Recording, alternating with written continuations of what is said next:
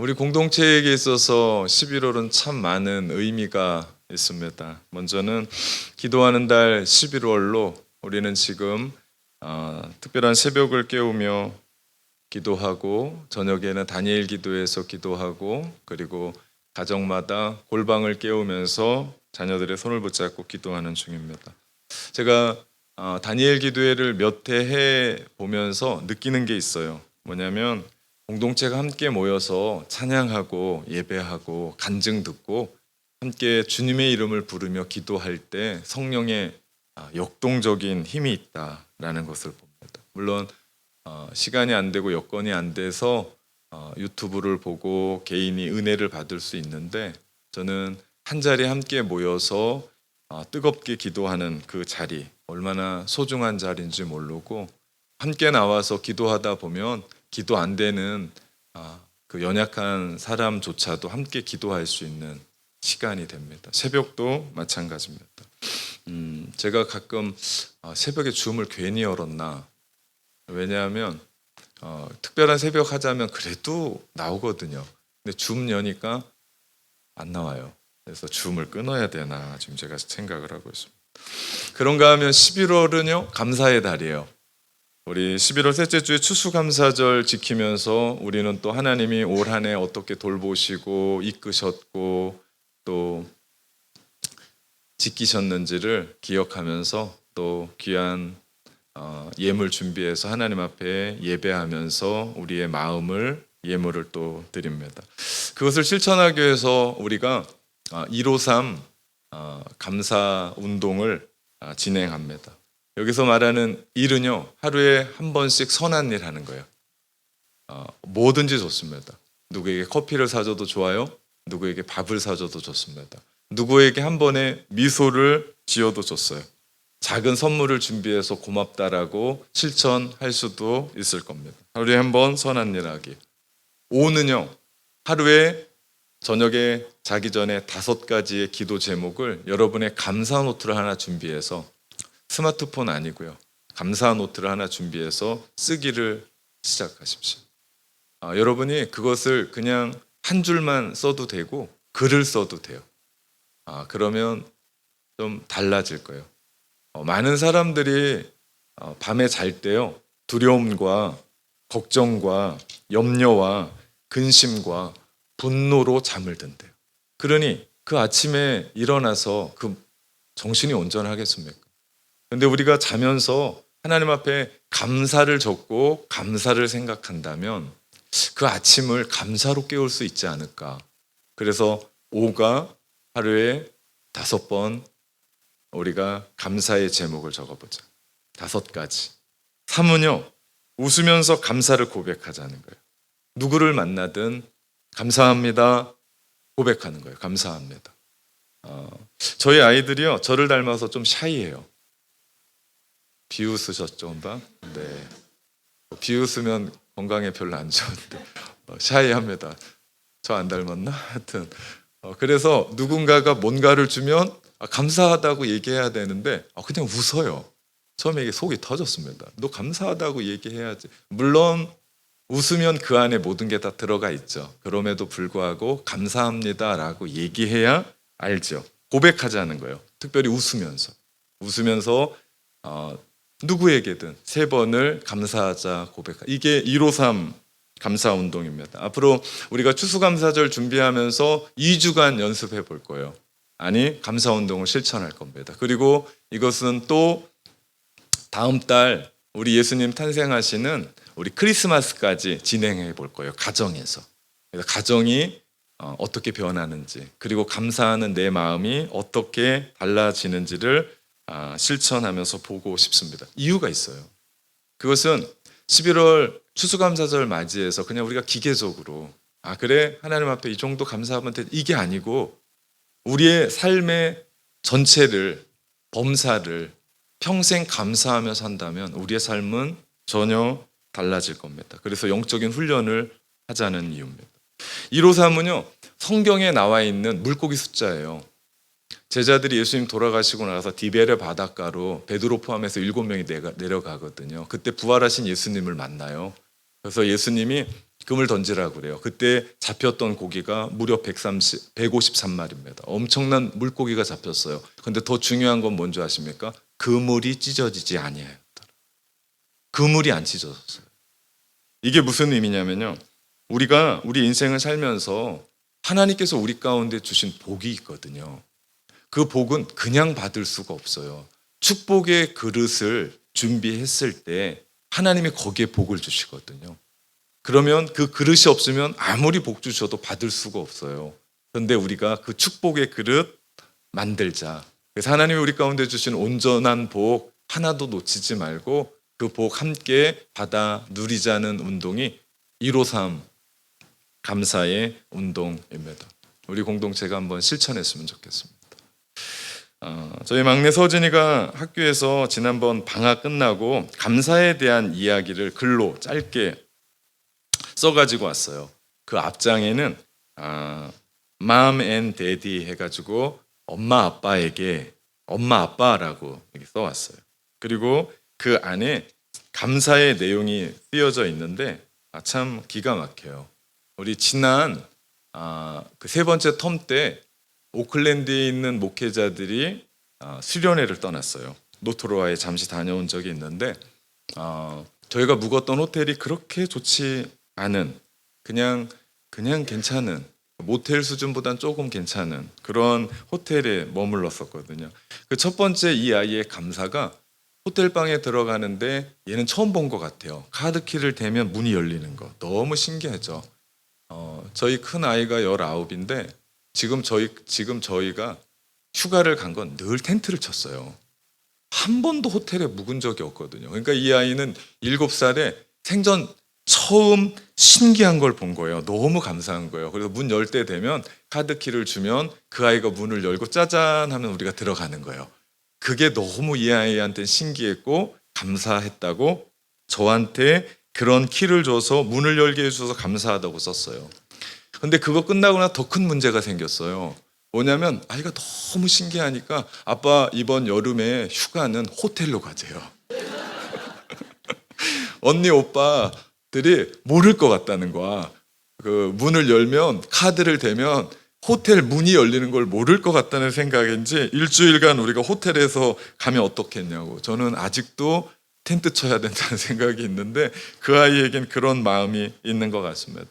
또 하나의 그 아이가 이 안에 쓴 감사는 그 오클랜드 촌이라는 데서 거기 갔는지 거기 올라가려면 2층에서 저희가 묵었는데 엘리베이터를 타야 돼요.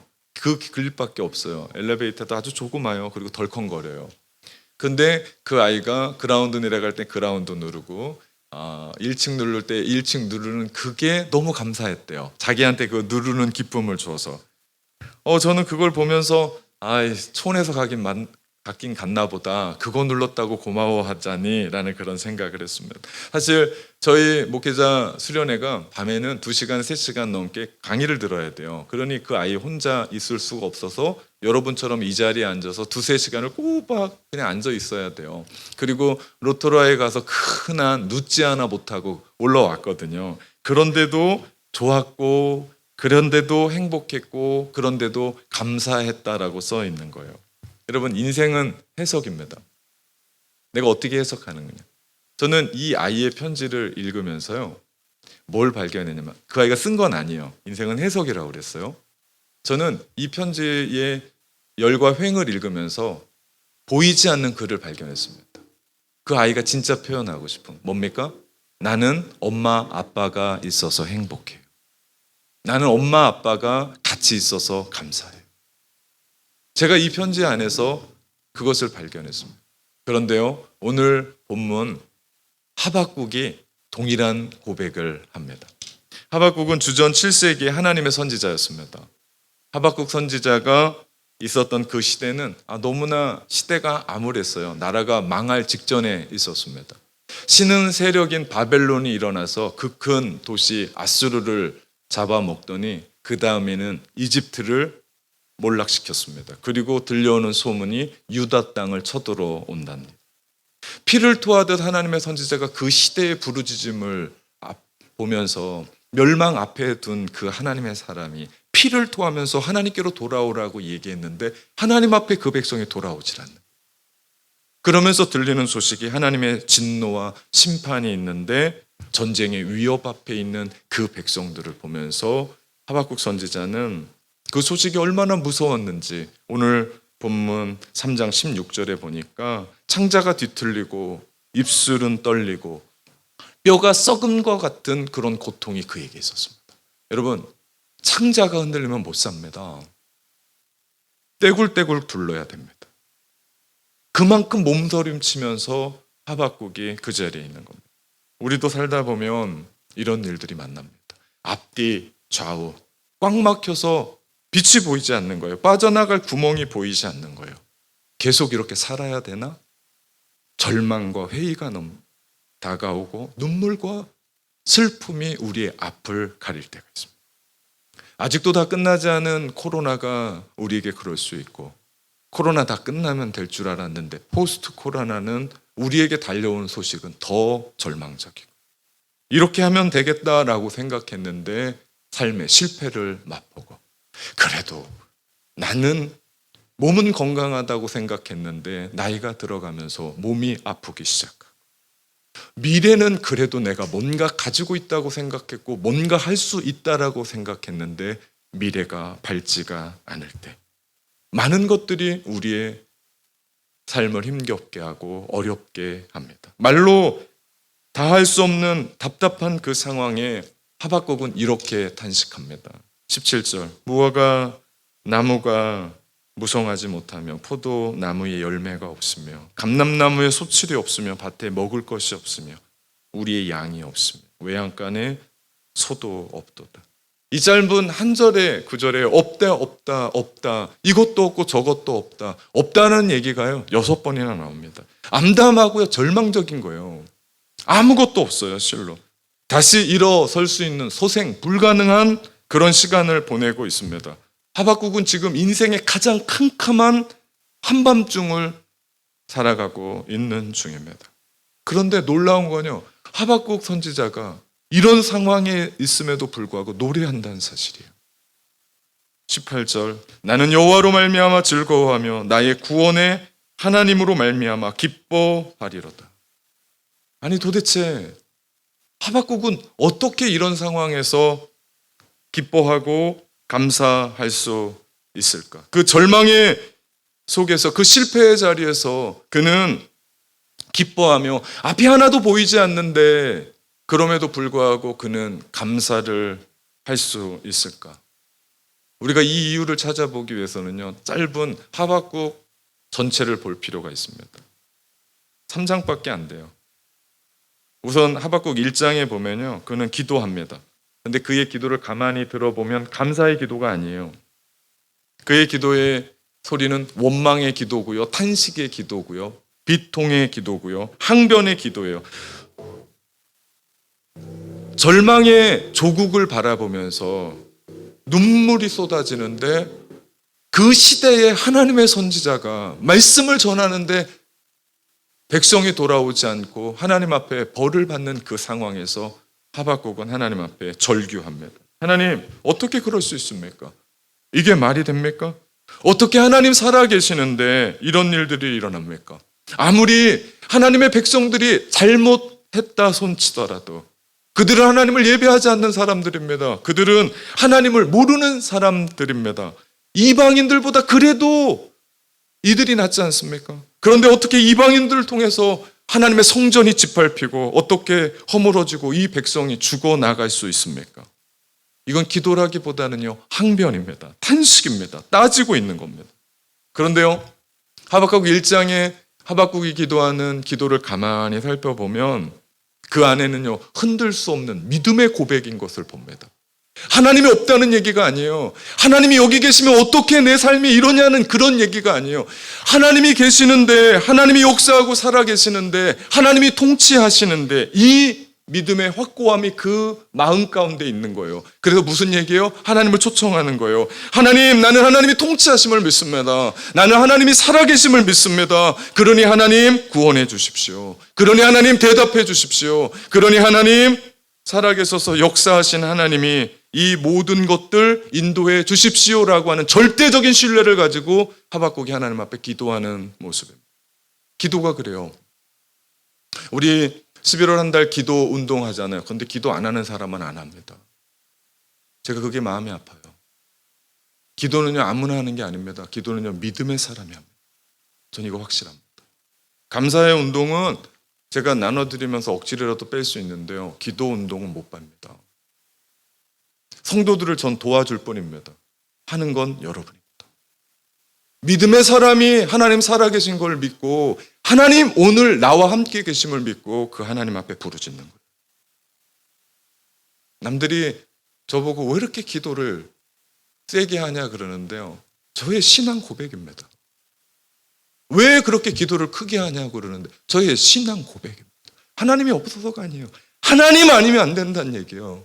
여기 하나님 살아계셔서 우리를 이끌어 가시는데 이 공동체 하나님 아니면 안 됩니다 라고 하는 그런 마음이죠. 절대적인 하나님.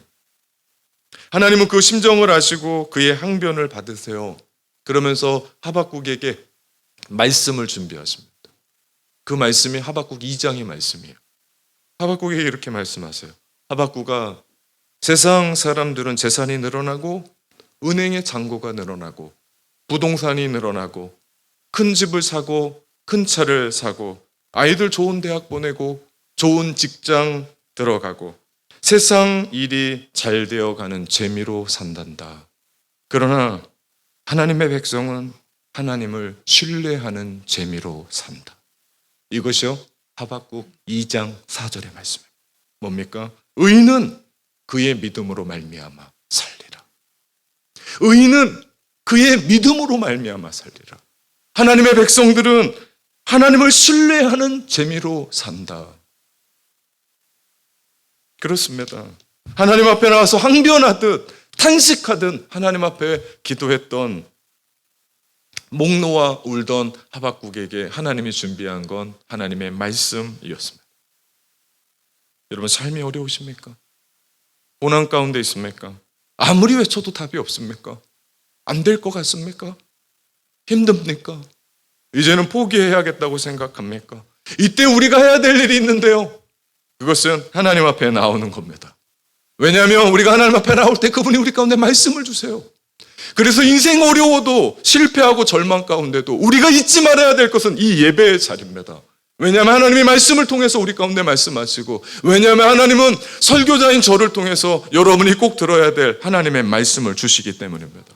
그렇기 때문에 삶이 어려우면 바닷가 가면 안 돼요. 삶이 어려우면 집안에 그냥 있으면 안 돼요. 삶이 어려우면 하나님 앞에 나와서 부르짖고 하나님을 예배하고 신실하신 그 하나님 오늘 살아계심을 믿습니다. 그분이 나와 함께 계심을 믿습니다.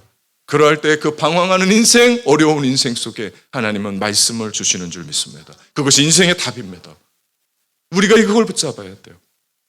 하나님의 말씀을 받고 하박국의 마음은 물 녹듯이 녹습니다. 극심한 갈증에 여름에 먹는 냉수 한 사발, 얼음 냉수와 같이 시원해집니다. 결국 그는 깨닫습니다. 하나님께서 결국엔 악을 물리치시고 하나님의 백성을 구원하실 것입니다. 이것이 하박국의 고백이에요. 비록 나는 힘이 없습니다. 그 시대에 하나님의 사람, 하나님의 말씀을 부여잡고 그 사람들 끌어들였는데 하나님 앞에 돌아오지 않습니다. 나는 힘이 없습니다. 그러나 우리 하나님 힘이 있으시고 하나님의 능력이 있으시고 그 힘이 하나님께 있음을 깨닫습니다. 그는 고통과 아픔의 현장에서 하나님을 본 겁니다.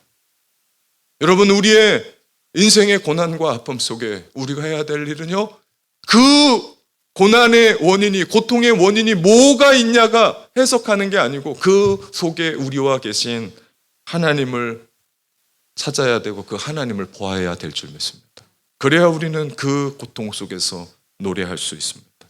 3장으로 넘어오면서 하박국은 지나온 날들을 보게 됩니다. 3장 3절에 보니까 하나님이 대만에서부터 오시며 거룩한 자가 바란산에서부터 오시는도다라고 고백합니다. 여기서 이야기하는 대만과 바란산은요 신의 산을 얘기합니다.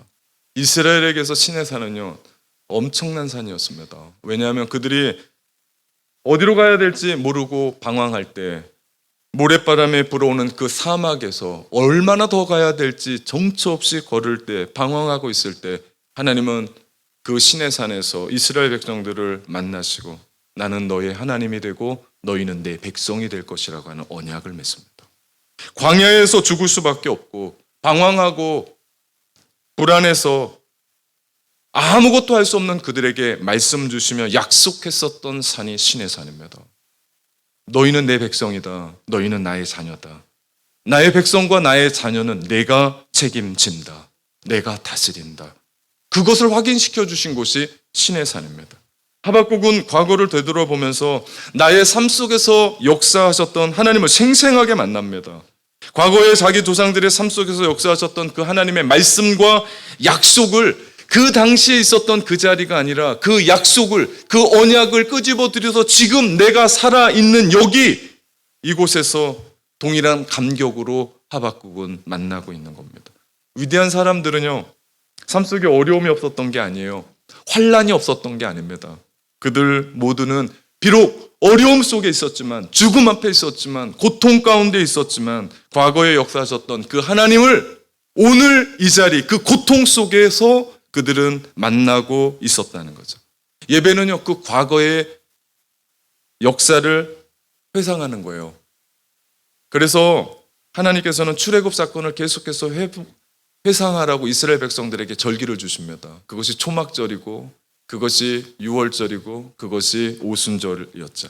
그들이 그렇게 기억한 것은요, 과거를 기억하는 것을 뛰어넘어 그 과거에 역사하셨고 그 조상들을 이끄셨던 그 하나님이 오늘 우리의 환난 가운데, 그 하나님이 오늘 우리의 두려움 가운데 우리와 함께 하시고 역사하시는 하나님이라는 것을 믿고 그들은 경험하며 그것을 이길 수 있었다는, 하박국이 그것을 바라보면서 이길 수 있었습니다. 여러분, 과거를 회상하는 능력을 가질 때 우리에게 생기는 것은 비전의 능력입니다. 과거에 나를 인도하셨던 하나님, 그분을 우리가 만났거든요. 그런데 그분의 신비가 오늘 우리의 이 어려운 이곳에 나와 함께 계시다는 것을 경험할 때 우리는 오늘뿐만 아니라 우리의 더 나아가 미래까지도 하나님이 우리의 삶을 책임져 주신다는 것을 믿게 됩니다.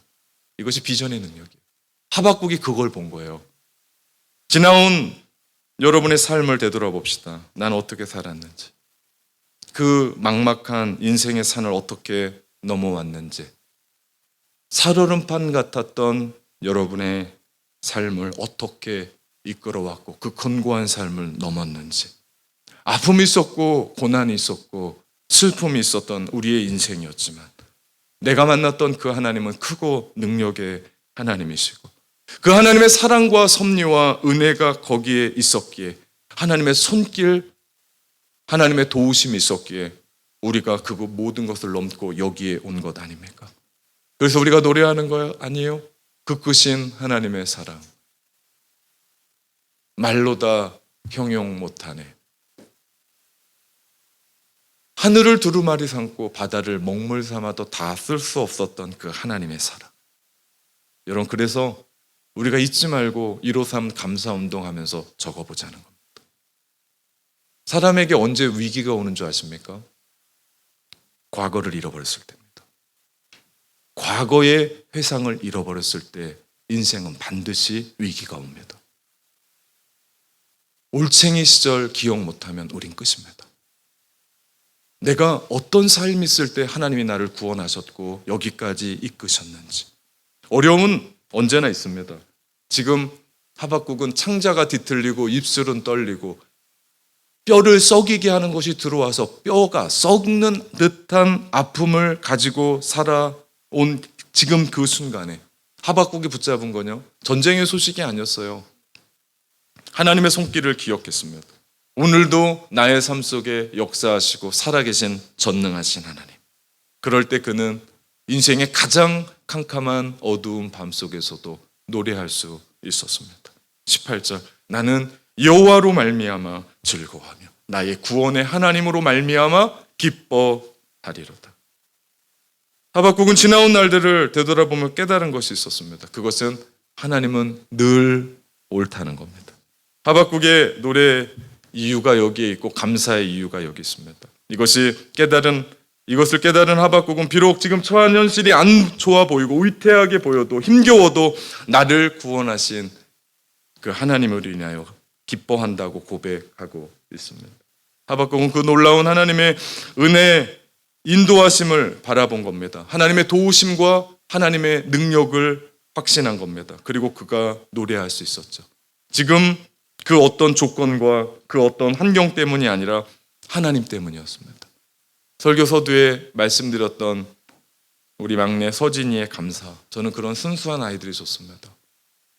아빠 엄마면 됩니다. 아빠 엄마면 됩니다. 그런데 왜 그런 아이들이 사춘기가 되면 안 따라다닐까요? 성경은 우리에게 그 신앙이 어린아이와 같다고 얘기해요. 하박국이 그런 거 아닙니까? 나에겐 하나님 한 분만이면 만족합니다. 나에겐 하나님이면 됩니다.